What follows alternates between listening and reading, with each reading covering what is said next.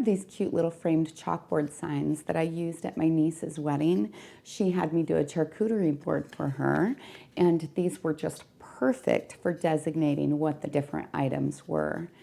They could be used for many different things, from at a shop, a farmer's market, charcuterie board like I did, even at a garage sale.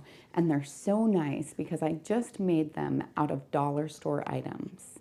My first step was to take these inexpensive chalkboards and cut them down to the level of my frame. It didn't matter if the saw left little rough edges because of the fact that it will be covered by the frame itself. My next step was to stain all of my little frames. I wanted to do it a fairly light color so that there would be a contrast in between the chalkboard itself and the frame. But I didn't want to have to do this twice, so I did a stain/polyurethane mixture instead. I then take wood glue and apply it to all of the edges. I only want a little bit of it just because of the fact that I don't want it to show up underneath those frames. I then take my frame and I center it right over the top of that so that none of the glue shows through. If any of it does, then I'll need to clean that up.